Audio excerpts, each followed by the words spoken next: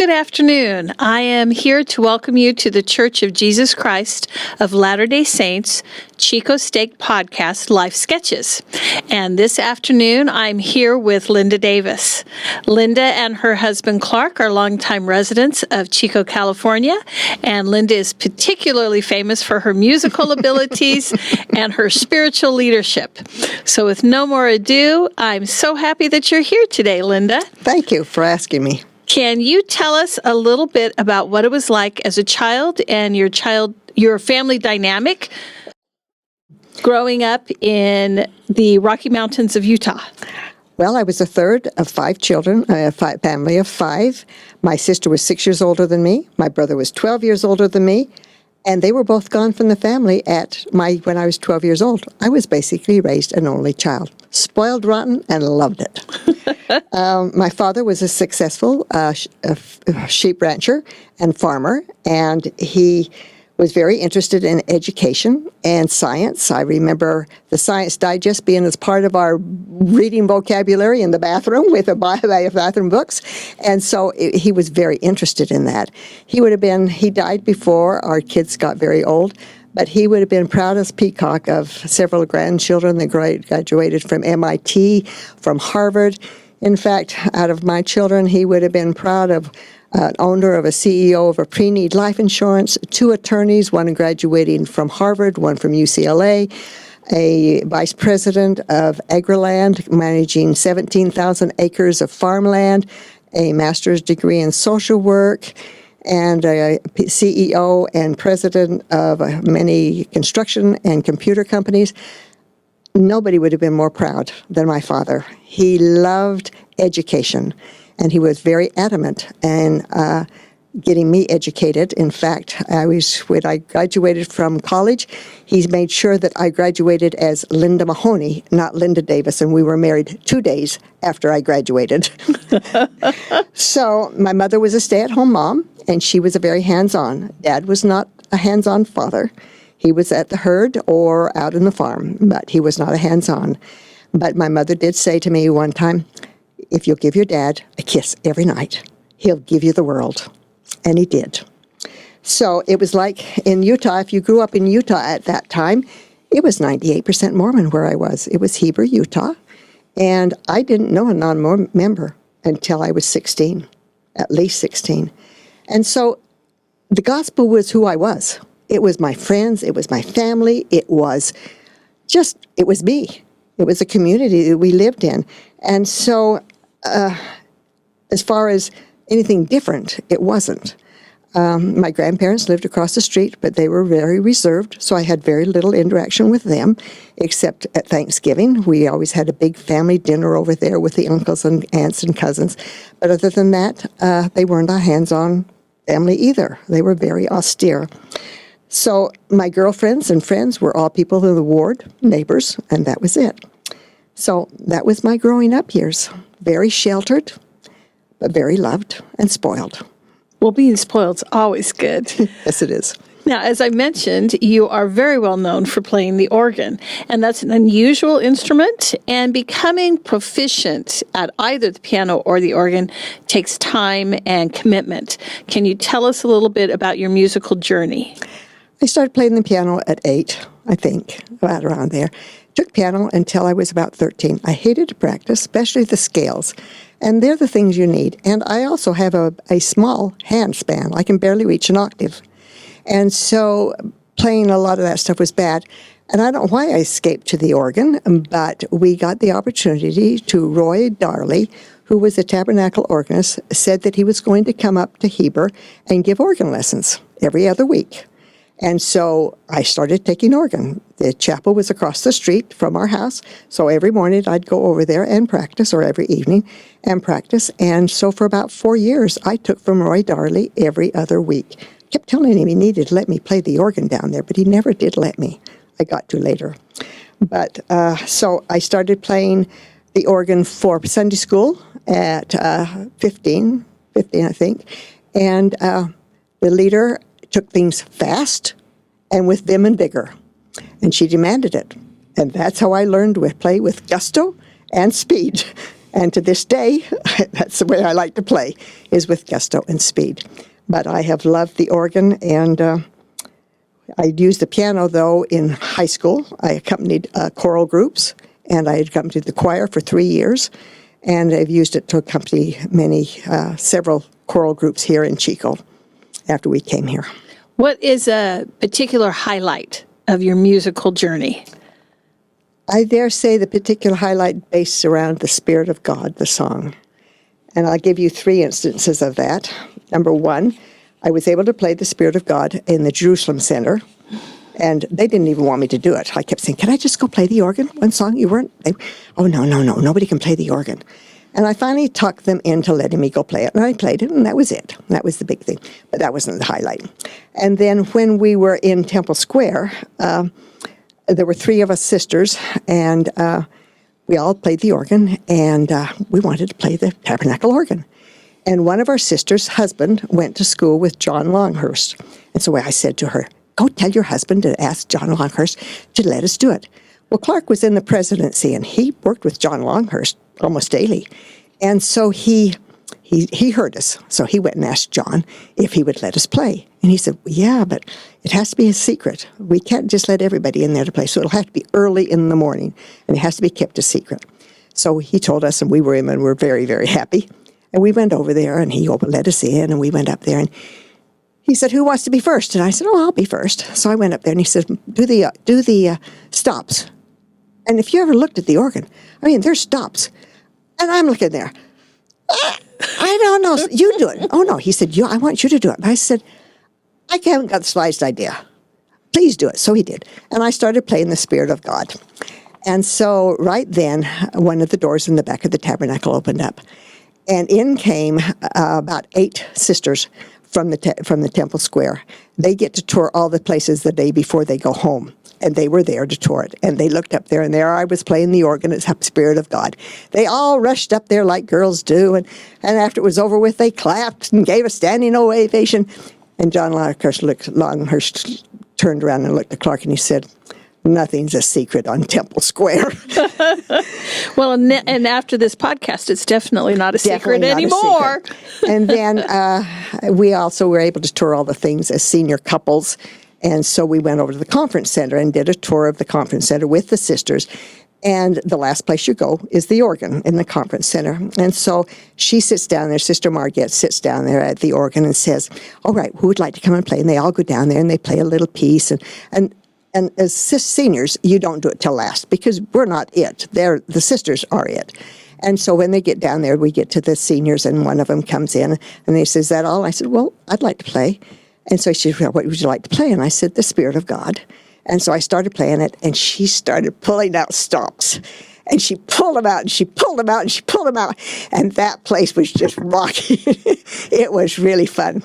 But the most spiritual one, I can't do this without crying, was a month or 2, I don't know whether it was 2 weeks or after the campfire. Can we stop for a moment and explain what the campfire is for any of our viewers who don't know what you're referencing? The campfire was a fire that came over Paradise and devastated it. Every member of the church except 5 lost their homes. That place was devastated. And the whole town was destroyed. The whole town was gone. Yeah. And we experienced it down here by having people here. So the church, Brother Kevin Pearson, who is our president of the American West, whatever it's called, and he decided they needed a very special fireside meeting, I don't know. And the whole building was full of Paradise and Chico people. And I happened to be asked to be the organist. And after it was all over with, after the end, the closing song was going to be A Spirit of God. And I started playing it. And of course, with that big building open, you are at full blast anyway, almost at full blast. And then, unbeknownst to me, it seemed to get louder. And I had tears running down my cheeks. Brother Pearson had tears running down his cheeks. And unbeknownst to me, somebody in the middle of the building stood up. And that one man who stood up, everybody else stood up. And so the whole place was standing. and the rafters were just booming with it. And by that last chorus, we were all crying. And in fact, Brother Pearson talked about it someplace else. So anyway, that is the highlight of my... So I was there as well, and I totally remember that. It was a deeply spiritual moment for everybody. And I think to know that was one of our Paradise Saints who had stood up first really meant something to everybody. Yeah. So in addition to your music, you also enjoy sewing. I did. I started sewing when I was 8. I went to 4-H, and that's where I learned how to sew. And I was able to buy 14 or 15, make almost everything I wanted. Mother took me down to Provo, which was 35 miles away, to the Singer Sewing Company, and there I took lessons also there. And my dad, as I said, was a sheep rancher, and so he belonged to the Utah Wool Growers. And every spring they had a convention in Salt Lake, and they had a fashion show with wool clothing. I made a dress, and for my age group, I took second place in that. So after we were married, I made most of my clothes. In fact, when I first got pregnant with my first child, Dad gave me $40, and he said, I want you to go buy a dress. I don't want you to buy any clothes, any material. You go buy a dress and shoes. Okay, Dad.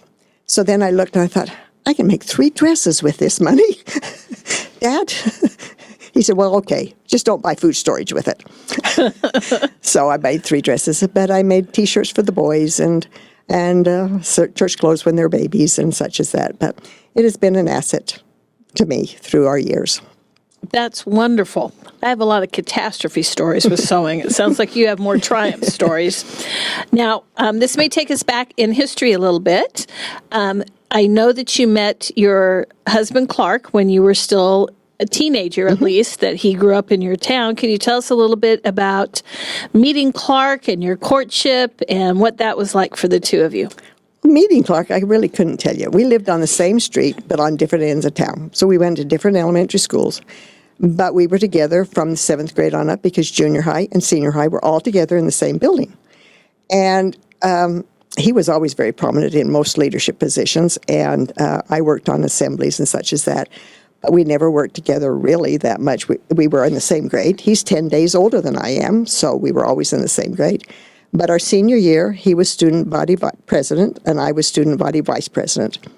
And so we worked together on all of that kind of stuff. And we didn't start dating till after high school that summer. We dated that summer and that fall, and then he went on his mission. And then after he came back, a year later, after he came back, we were married. So what was it like for you dating Clark and then having him go on his mission? Did you know you were going to wait for him? Did you guys kind of say, come see, come saw? Oh, no. I'd caught a jewel. And I was going to wait. In fact, I waited for a year. And, while he was gone, I went to Utah State in Logan. And then the next year I went over to CCH, which was a Church College of Hawaii, which is now BYU Hawaii. And this was before the Polynesian Culture Center was even there. And I was waiting. I was not dating until a year later. And they had a prom where the girls got a triple carnation lei. I wanted a triple carnation lei. So I chased after a boy and had a date. And from then on, I dated until he came home. And then dated for about 6 months with others along with him. And then we dated and we got engaged and were married. So that's very exciting. What eventually brought the two of you here to Chico? Well, the two of us came, well, first of all, after we married, we spent time, we got married and then went down to Ephraim, Utah to Snow College. And he spent a year there. Then we went back up to Logan for 2 years. And then we went to Penn State for graduate work back in Pennsylvania. And then I got pregnant and we couldn't stay there because I couldn't teach anymore because I'd graduated in elementary education and had taught up to that point. And so you were supporting Clark through his education by teaching. And what grades did you teach? I taught 6th grade to start with and then 5th grade from then on. So I taught for 4 years is all. We came back to Logan, and then he was there. We went back to Chicago for a summer at the University of Chicago, spent some time there, and then back to Logan, and then he graduated in 71, and we came to California, to Chico, because a professor there said, there's a position in Chico, California. And Clark said, I don't want to go to Chico, California. I don't want to go to California. And he said, Clark, there's a position there, and you need to go. And Clark says, no. And he said, yes. And so he called up, and they gave him the job. And we came in the summer of 70, and it was so hot. We had a baby in the back seat, no air-conditioned car. We came from the high mountains of Utah in Logan, no air conditioning, and a baby 6 months old in the back of the car. And it was so hot that we would have never looked for an AC house if we had not come at that time. He got the job, and we went back to the motel, and laid in front of the air conditioner and got up at 3 o'clock and left quickly and said, we'll spend 1 year here and then we're out of here. And we fell in love with the people, the place, the ward, the members. It has been glorious, and we've been here since 70, in the same house since 72. I know, you're certainly part of my life for a long time, and I appreciate that. Yeah. Now, now, another aspect of your life that has been somewhat unusual is your own children. Mm-hmm. What is it like being the mother of 6 boys and no girls? A lot better than 6 girls and no boys. It was rowdy, but I didn't feel like it was hard. It was just what you did. And I don't like moods. Mood swings kill me, because I'd never had them myself. And so I don't know what I'd done with 6 girls. I don't know but it was great. We had 2 close together, 3 years apart, 2 close together, 3 years apart.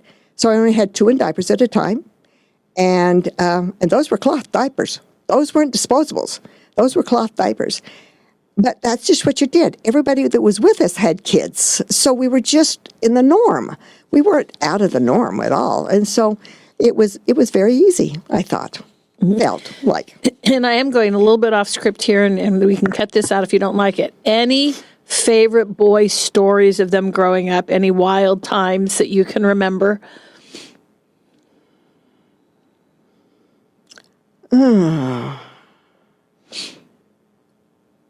See, this is where I need Clark. They were never Accidents, catastrophes. Yes. They were always doing paper routes, and that we always did paper routes. And when they were gone to scout camp or someplace, Clark and I would do them. Clark mostly, but if it was 2 of them, because we many times had 3 people doing paper routes at the same time. And this was, of course, afternoon paper routes, not morning. We never did it with the morning paper routes, except for Sunday, which is the morning. But I do remember one Sunday, and I was in doing my hair and getting ready, and Greg, my second, came in, and he said, I have a dog bit my hand, and he had a big hole in his hand here. And I said, oh, okay. Well, wait until I finish my makeup and my hair. He said, okay. And so then we went down, and this involves your dad, because we went down there, and he was just coming off the service. And he looked and he says, oh, we can take care of that. And he went in and took care of it, and we went to church. But I made sure I had my makeup and my hair on before I got to. So anyway, very few accidents. It just seemed all fine, you know. So no, I really don't remember anything. Well, that's lovely. That's great. Yeah. And you mentioned loving the community of Chico, and I know you had a group of friends in particular that you celebrated with and camped with. What were those adventures like? Well, 3 of them came to the church at Chico at the same time we did. Uh-huh. And so we were and they went to the university just as we did. And so we were friends with them, and then we joined with 4 other families. And this became our family. And so we did holidays together. We did dinners every other month. We went camping together. In fact, as we camped later on with no children and people pull up with a car and kids pile out, I'm thinking, we would have pulled out with 6 cars with about 49 kids, And we would open the doors, and those kids would have piled out. What were people thinking? I bet you they just said, oh, no, there goes the peace. And it did. Peace and quiet went out the door. But we had so much fun. It was, the kids played. We talked around the fires. It was just a glorious time. And now they've all either died or left. And they're all gone. And so it was our family. They really were our family because our families were back in Utah. We went there every summer for 2 weeks to visit our family, and they would come here maybe once. But that was it.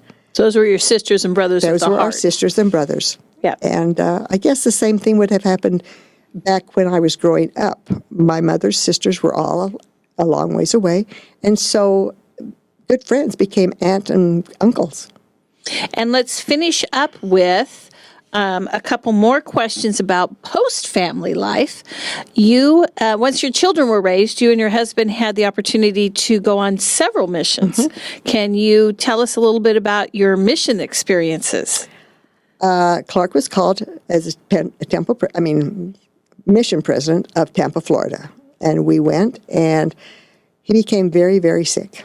Mm-hmm. And he couldn't get better, and so they finally said, you need to come to Salt Lake. So he went to Salt Lake, and it took far longer than they thought it did to get him better, and so they released him. And then we could have gone home, but a mission president is 3 years. And I kind of we'd cleaned out the home. Our children were living in our home, and so they said, or if you'd like to, you can stay, and we'll have you go to the Temple Square. And so we said yes. And so we went to Temple Square, and he became in the presidency, and that's where I was able to play both those organs, the tabernacle and the conference center. And we got to associate with those wonderful sisters and about 32 couples. It was really a glorious time, and to see all of everything on Temple Square and to experience it all. We got to see 2 of the Christmas programs and music and the spoken word every Sunday morning, and all the big stuff. We were able to see all of that. And then to finish out our 3 years, we went to the Palmyra, New York. And there we lived right across from the Sacred Grove. In fact, we were in charge of the Smith Farm, which is the Sacred Grove. And we were able to walk in the Sacred Grove anytime we wanted to. And the temple was out one of our windows. We could see the temple out one of our windows, and the Sacred Grove out of the other one. And so what a wonderful experience that was.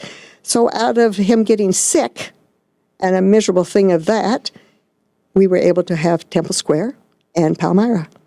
3 years after that, we went on a temple mission to Manhattan with no car, flew back because you don't bring a car to Manhattan, and experienced a big city life there, and was temple missionaries. Had never worked in a temple before, but for 5 days a week we were there in the temple, and our temple president said, now when you're off, you're off. Go see New York. And we did. And right across the street from the Manhattan Temple is Juilliard. There is the opera, the symphony, and the ballet. And Juilliard, every night for about 45 minutes, you could go over for free and listen to their productions of their master's degree and their doctoral degree pieces. So for 45 minutes, we'd say, well, what's going on over at Juilliard? And we'd walk across the street and participate in that. Oh, as a musician, you must have loved that. It was, and Clark loved it even. It was just glorious. And we would go see the operas and the symphonies and get cheap tickets by sitting downstairs in the parking lot for 5 hours waiting for $20 tickets. And then shopping with a little pulley shopping cart like you see Dagley's little shopping cart, because that's what you had. And so riding subways, and it was just glorious, a new experience. And then we were there a year and a half, and then 2 years later we went to Washington, D.C. on Another big city. A temple mission, but we took a car there, of course. That was a car city. And we were able to spend a year in the Washington, D.C. temple with all those couples and the wonderful experience of being there in Washington, D.C. But being in the temple every day is really quite an experience. You just become more intimate with it. And you might take more advantage of it, but you just become more intimate with the whole thing and feel like it's more of you. So we have really loved that. 3 years later, well, we're just finishing up a service mission here in Chico, and a service mission to the outreach program here. That is wonderful. So, in addition to all of your missions, I know you also enjoy travel. Mm-hmm. Where were some of the places that you traveled to, and is there anyone that you love so much you'd go back there in a heartbeat? Well, we went to Jerusalem and Israel. We loved that, and I wouldn't mind going back there again. We've been to England. We have been to Italy, Turkey, and Greece. We have been to Switzerland. Last year, we went to Germany, to the Oberammergau Passion Place, and saw that. And we have been to Bermuda and the Bahamas and the Caribbean cruise to all those in those little lands. We have been to the lower part of Canada, over to Banff. We have been to most of the national parks on the western coast, and any national park that we could find coming back from the East Coast, because we tend to be on the East Coast and are coming back. So we tried to take in everything we can. So I would dare say Palmyra, and we've been to Alaska, and I think we'd like to go back to Alaska. It is so pristine and so beautiful and so peaceful. And the eagles, I remember the eagles, and I think we'd like to go back to Alaska. Next year we're going to the fjords. Oh, that'll be fun. See the fjords in Iceland and Greenland. So anyway, so we love to travel. It's fun. So it sounds to me like you kind of love wherever you're at the time you're there. Do. It's really exciting to be in new places and to meet new people and to new adventures. That is wonderful. Yeah, we really do. Now, one of the hardships when you have a large family and you have such successful children is that geographically they spread out. So what do you do to keep your family coming back together and create that sense of wholeness now? We talk to their sons every Sunday night, talk to all of them.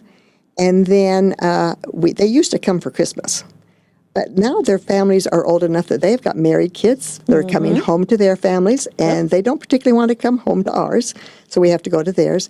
But every 2 years, since 1996, we have had a family reunion someplace. We have been to Hawaii. We have been to Lake Tahoe. We have been to South Lake Tahoe. We have been to Jackson Hole. We've been to Bend, Oregon. We have been to Park City twice. We have been to Dana Point and another place down that way. We have been so it's every 2 years, except when we were on our missions. And then next week, we will be in Bear Lake, Idaho. And we will be there for 5 days with the whole family. So you're kind of indiscriminate about where you go to destroy the peace. We don't destroy You're the one who said that your family did. That's when they got out of the cars and camping.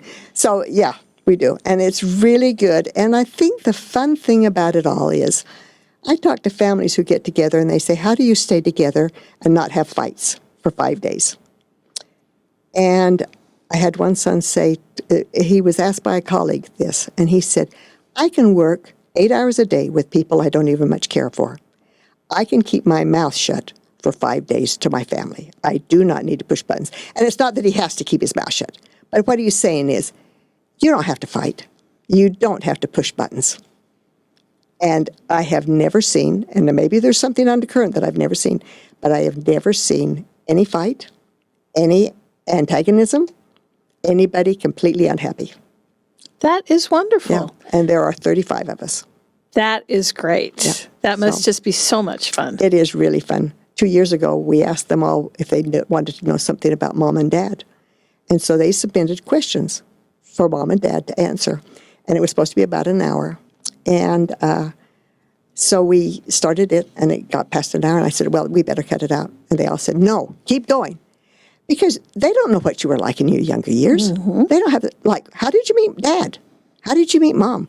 What did you do with this? And so it was everybody, from the oldest to the youngest, was so interested. And I thought that was a good thing to do. Somebody had done it, and we had done it. So anyway. That's wonderful. Yeah, we look forward to it. So one of the things you've talked to me about is how you are able to maintain sort of a happy medium in your life. Tell me a little bit about your philosophy on how do you maintain a non-emotional, non-drama-driven life. Well, it's not how I maintain it. It's who I am. Uh-huh. And I do it with snorkelers and scuba divers. There are scuba divers. Scuba divers go way down and high up. So those people, they just have their lows and they're dying. Oh, life is horrible. And then life is just beautiful. Oh, it's great and glorious. Then there are snorkelers. They're down a little and they're up a little. And they're down a little and they're up a little. They enjoy some of that. Then there are surfers. I'm a surfer, right along the top, a little high, a little low. If it's bad, I'm bad for a day. A little high, a little low. So I don't have the highs and the lows, which is kind of sad too. But that's how I've dealt with my life. A little high, a little low, just surfing along the top.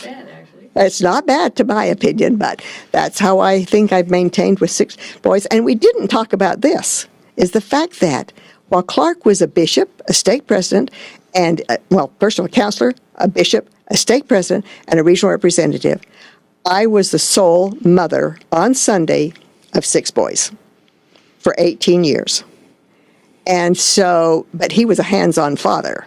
He was there all summer, and he was there for suppers and bedtimes and all that. But Sunday, I was the sole person. So that was a consequences of having a husband in those positions. So Well, and that's a good thing you had boys, because as you know, my mother was the sole mother with 4 children most Sundays too, but we had a lot of makeup to put on with 4 girls. So it must have been nice to have your 6 boys, and I know how happy they've made you. they have made me very, very happy. We're very pleased with our sons and their families and their wives and their children. Now we're kind of to my last question, and this is a question I really like to ask all the people who I'm interviewing. You have had a long and happy life with good experiences. What message would you like to leave for our viewers? What insight might you have for them? Life is very short, and you have to do the best with what you've got. Don't get tangled up in small things. And I think part of that would be because I don't get very emotional about a lot of things. I'm just very level. And the choices we make are very important. Think about it. But live a life with happiness and be happy. The gospel is true, and the gospel is peace. And we have the gospel, and it is what we are and who we are.